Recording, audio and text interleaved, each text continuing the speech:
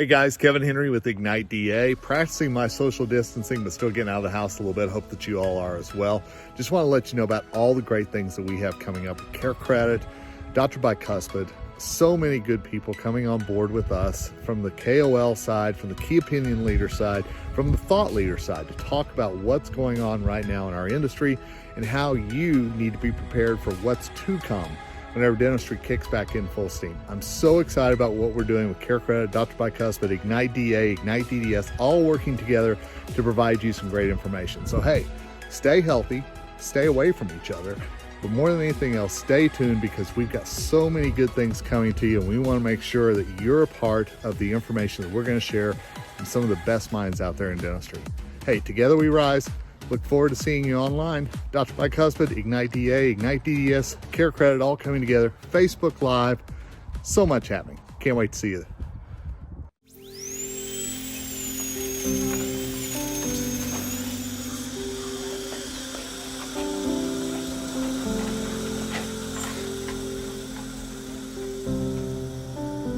Hi, it's Dr. Andrew Choi from Riverside, California.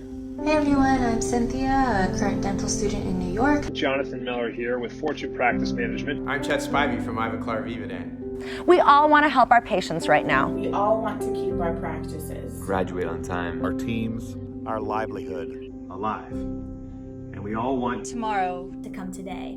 But today is an opportunity to learn. To learn. To lead. To share. For a better tomorrow. for a better tomorrow. For a better tomorrow. Together, we can prepare For the future. Together, We can make a difference. for whenever that tomorrow comes. Everybody continue to support one another, and remember, we will come back from this. We're all in this together. Together. together. Together. We rise.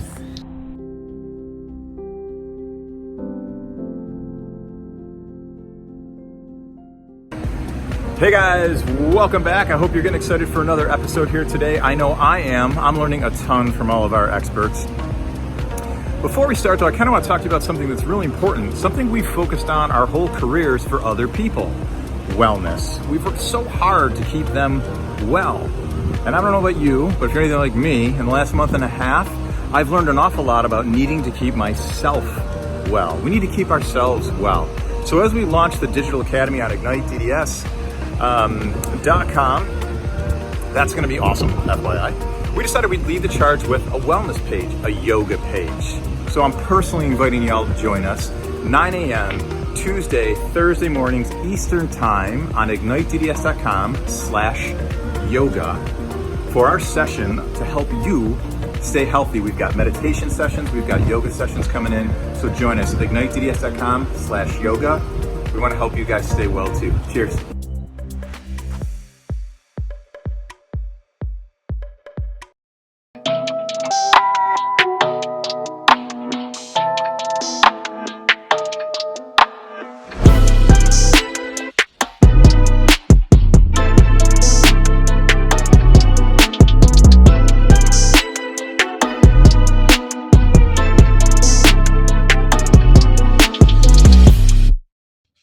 Hey everyone, it is Kevin Henry, the co-founder of Ignite DA and editor-in-chief for drbicuspid.com. Hope you all are doing well, and also hoping my partner in crime, Dr. David Rice, is the founder of Ignite DDS. What is going on, Dave Rice?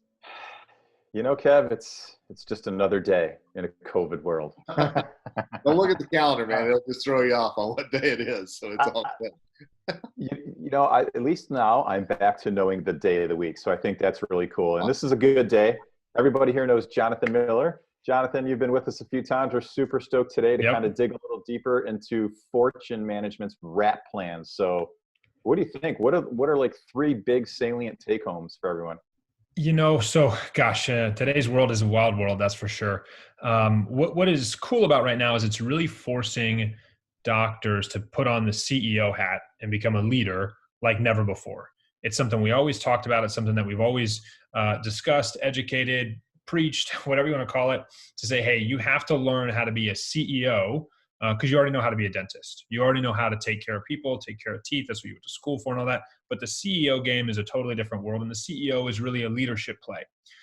So number one is this expedited class, this trial by fire of being a CEO and being a leader has moved to the forefront. And so now what we're seeing is, listened to a really good podcast the other day. You guys are fans of like Jocko Willink or any of those guys, Extreme Leadership, any of those guys coming out of the SEAL community? So it was a podcast, a Joe Rogan podcast. And he said, listen, the number one thing, the very most basic thing that we take out of the SEAL community is it's got to be we over me. And that those are the guys that we weed out. The guys that when they're under stress and they're under pressure, they put me first and not we first. We get them to exit stage right real fast, and we all know those stories about ringing the bell and all that. Well, he said they go harder at guys to get them out of the program when they present themselves as me guys, as opposed to we guys. So that's been the most interesting thing. And so to dive in on 3 points, a lot of it right now is about your reopening plan. The first thing is to exude confidence and get your team to understand that, hey, we are all in this together and we are going to get back to work. You got to put a date on the calendar. You just have to. And so everybody's married, right? You had to put a date on the calendar. It was it. You're committed. The engagement ring is one thing, but the date on the calendar is a totally different game. And so once you put that date on the calendar, look, if you need to move it, if you have to postpone it, if you have to push it a little bit, that's okay. But if you do not have that date on the calendar, then you're not working towards anything. You're just working. You're just kind of doing your thing. And so like you had mentioned before, it's nice to now be able to remember, oh yeah, it is Thursday. I know the day of the week because there was a long time where it was just a day.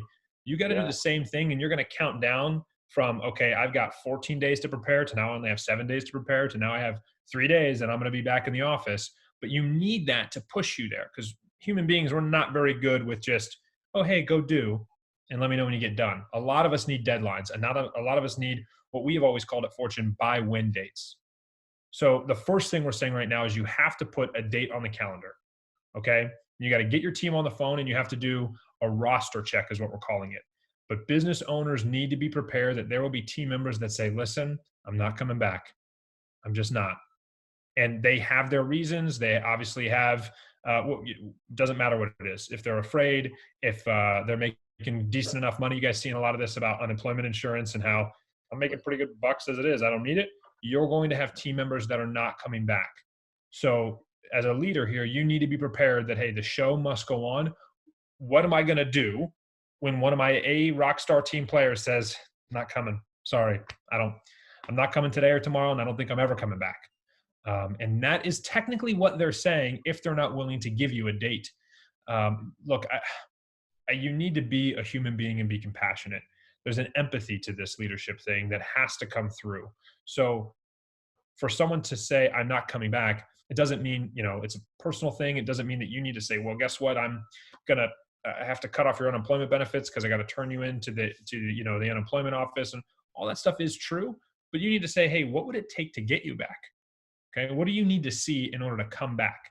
How can I help you go from, there's all these reasons not to come back? What are the reasons that would make you say yes? They may have some outlandish ones. They may have some very wild, over-the-top PPE requests. There are going to be a lot of things there. But there are going to be some folks that are saying, I'm not coming back. And in the event that they say, I don't know what it's going to take to come, I'm not sure if I have answers to those questions about how can I say yes to coming back, then you're going to have to be prepared to move on without them. I like that. So I'm going to piggyback a point here because you mentioned when we first started the word confidence.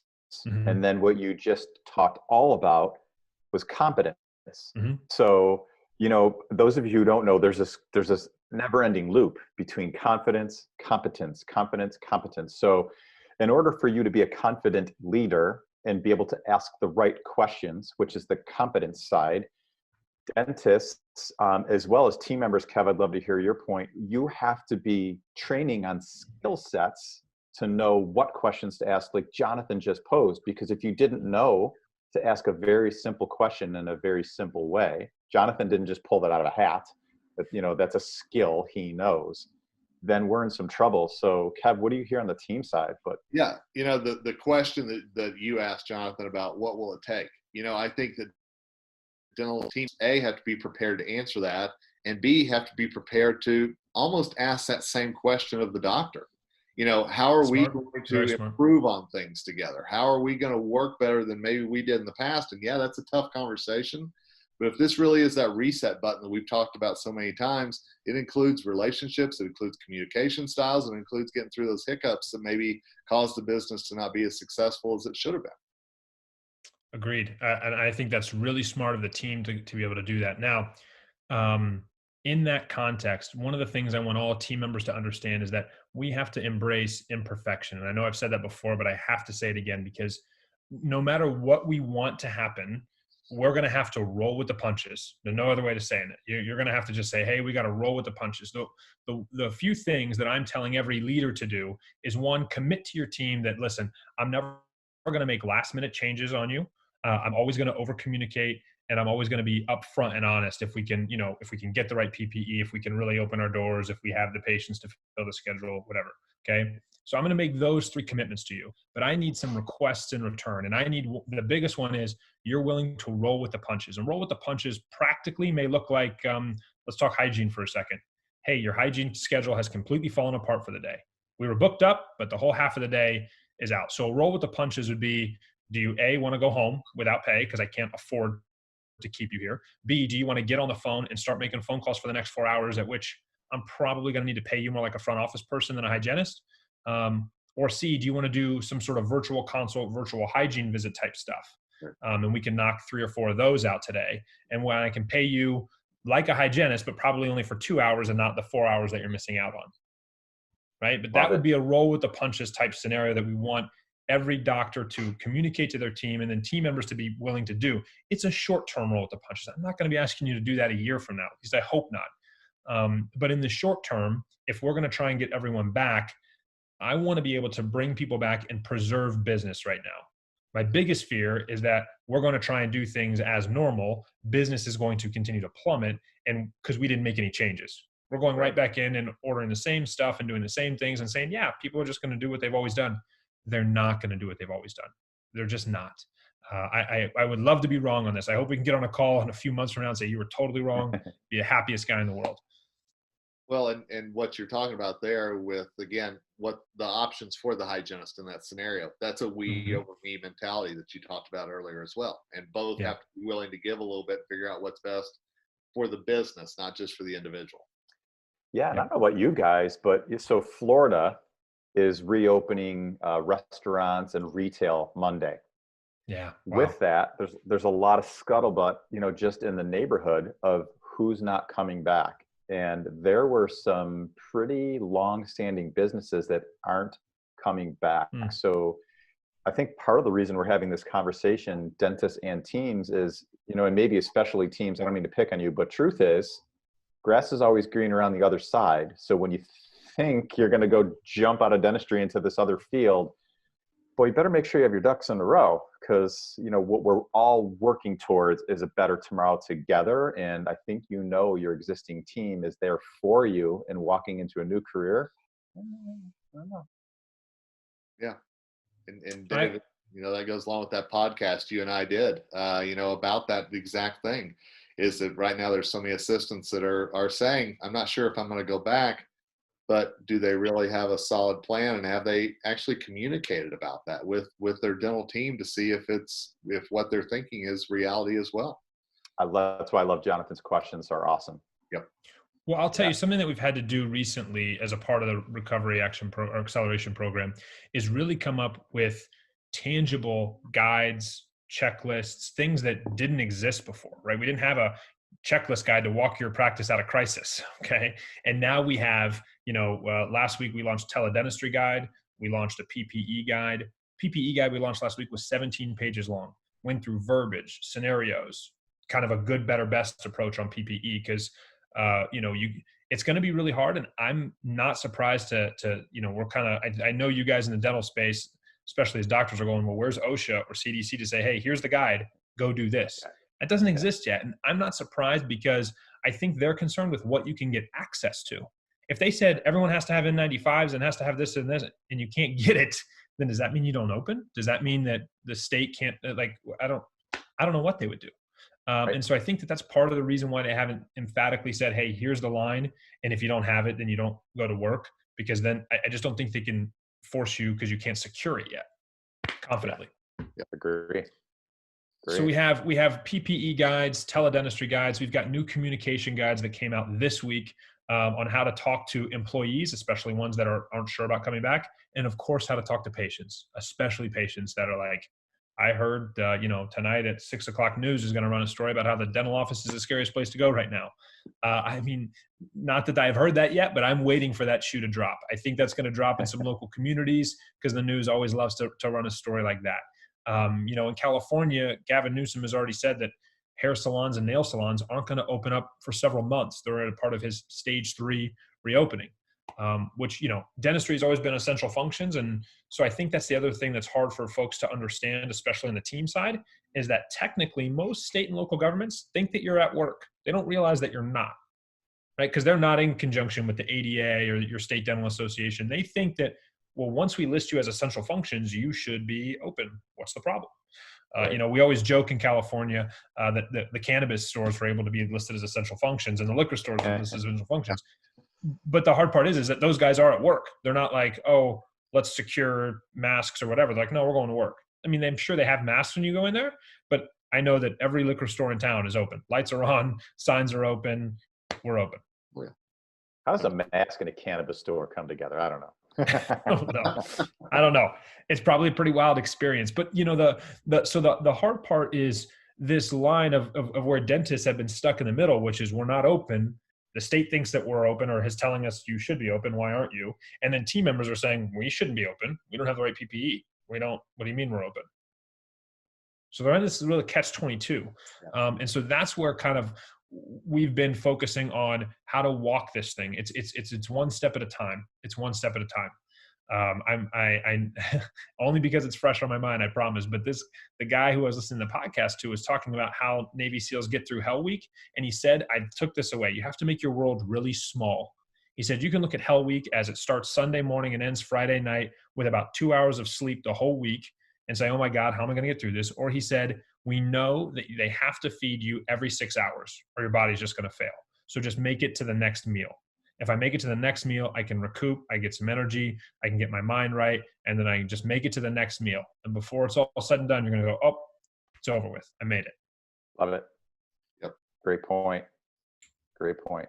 That's not in any of our guides or anything. That's something I did just pull that up from that reference. But I thought that was great. Make your world small. And so for that reason, get your team to do the same thing. If we're concerned that, every patient is going to bring in a plethora of virus and infection and how we're going to protect and all these things, just make it through the steps. If the steps are, we screen the patients before they come in, we bring one in at a time, we put each one of them in a room, then we obviously are donning the proper PPE, and then we're just getting through patient by patient by patient. You're going to go, oh, 1 day is done, 2 days are done, 2 weeks are done, 2 months are done, and we're getting through the process. Exactly. Love that. Yeah, and that makes sense because I know, if you look at what this first appointment and then making the second appointment, and you're exactly right, because I think we get so scared about what could happen, but make that world small. It's a great point. Yeah, I think we're often afraid of so many things that just never come to fruition in life. So. Especially now more than ever. And recently I was reading a psychological text about what they study and how powerful fear is. And the only thing that they came up with from a neuroscience standpoint, the only thing that can outweigh fear, and it's a neck and neck, so you got to be really good at this. The only thing that can outweigh fear is hope. So I know that sounds ethereal and pixie dust just, but you have to hope that tomorrow and the next day and the next day are going to get better and better and better. If you are in fear that the next day is going to be worse and the day after is going to be worse, and we're on a slippery slope to just the worst of the worst, it will be. And your team will know that, and your patients will know that. So I really hope that everyone understands, one thing at a time. The first thing is get your team bought in. Your team will get your patients bought in, but you have to be bought in as a doctor, and you need to be clear. This is our PPE guideline. This is our protocol. We have a process. And I've even got, the reason why we're giving the guides and coming up with so much written, tangible, handheld stuff is because then you can deliver this to your team and say, here it is. Here's the protocol. Here's the protocol for all these different scenarios. Here's a teledentistry protocol. Here's our PPE protocol. Here's our new patient protocol, or really kind of every patient protocol right now. I love that. Checklists are the other thing. Checklist. Because with so many new additions, in order to make sure everything's getting done, you got to make sure that somebody crossed it off the list until it becomes muscle memory. Once it becomes muscle memory, you can probably eliminate some of the checklists. I know they can be daunting, but the checklists are going to be crucial over the next several weeks just to make sure you did all the steps to the new process, because this is new for everybody. Yeah. So how much prep time are you building into a day, or talking to teams about building into their day? Because we have to make time for all this stuff. Yeah, so we've recalibrated the schedule. And one of the things that we delivered in our program last week and kind of fine-tuned with our teams this week is we set out a whole new daily schedule to show them what it should look like. And there's a buffer before each appointment and after each appointment. And then we've staggered each appointment. And then there's a difference between, one doctor, 2 assistants, and 1 hygienist versus 2 doctors and multiple assistants and multiple hygienists and all that. So we've walked through, to tell you exactly, I want to say it's roughly 5 or 10 minutes before and 5 or 10 minutes after.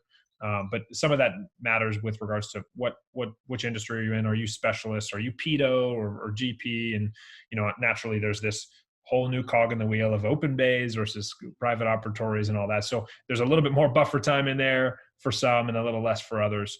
But so we've actually sat down and put together a real dental schedule and said, okay, this is your model.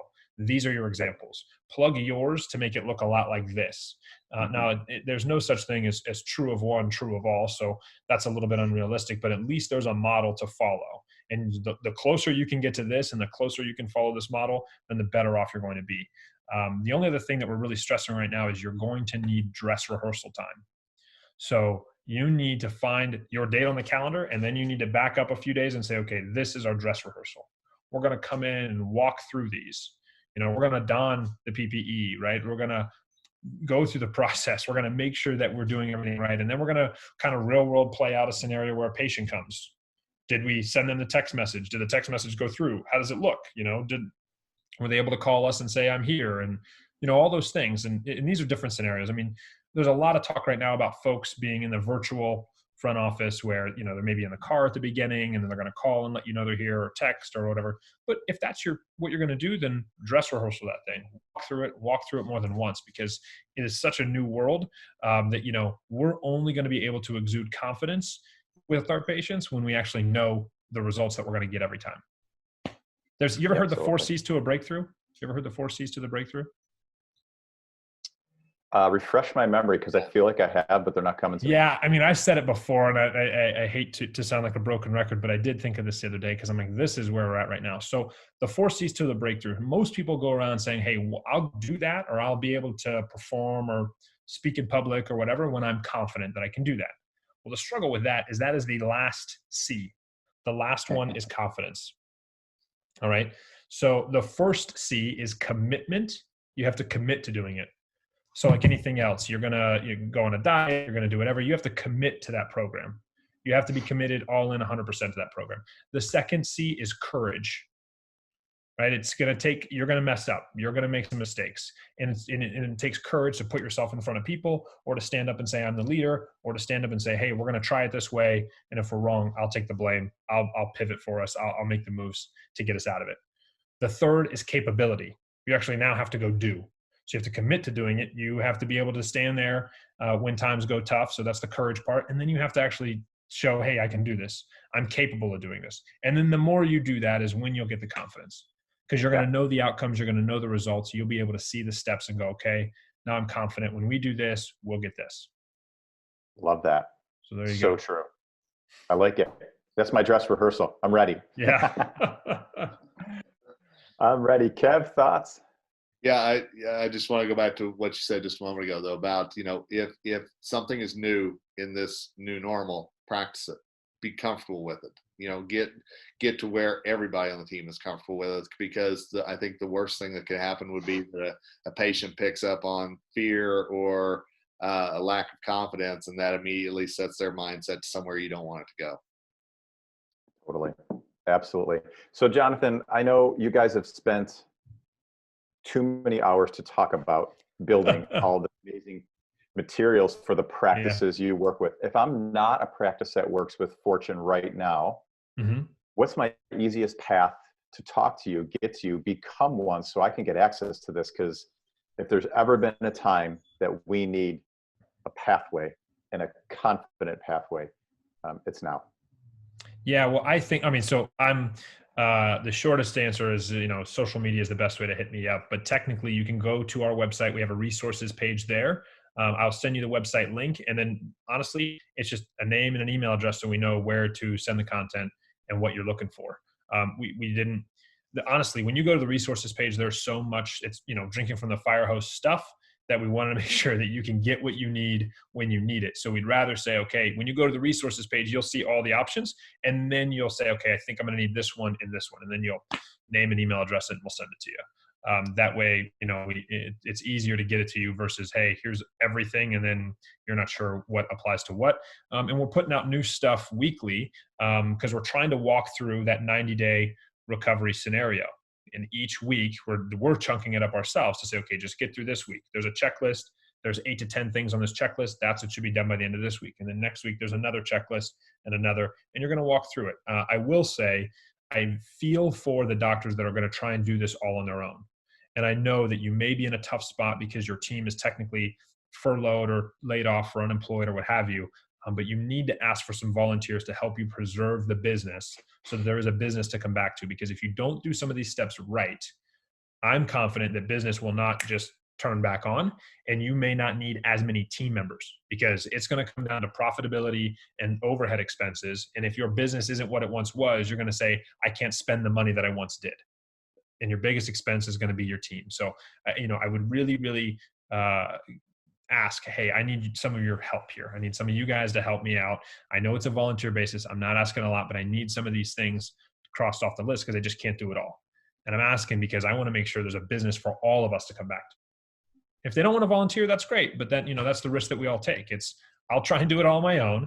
And then if I don't need everyone, I'm going to remember who didn't want to step up. And there you have it. Yeah, I think that's more than fair. Kev, want to take us home? Absolutely. So, hey, we'll make sure to put information on and the website link down below. Make sure that we've got that information. Make sure that you get a way to take care and meet up with Jonathan and the great folks at Fortune Management. Start doing the Brady Bunch thing where we all start looking at each other here. So, exactly. But anyway, hey, thanks, Jonathan. Thanks, Dave. Thanks to all of you who've been watching. And, we're all in this together, and that's why we believe so strongly at Ignite that, hey, together we rise. Love it. Thanks, guys.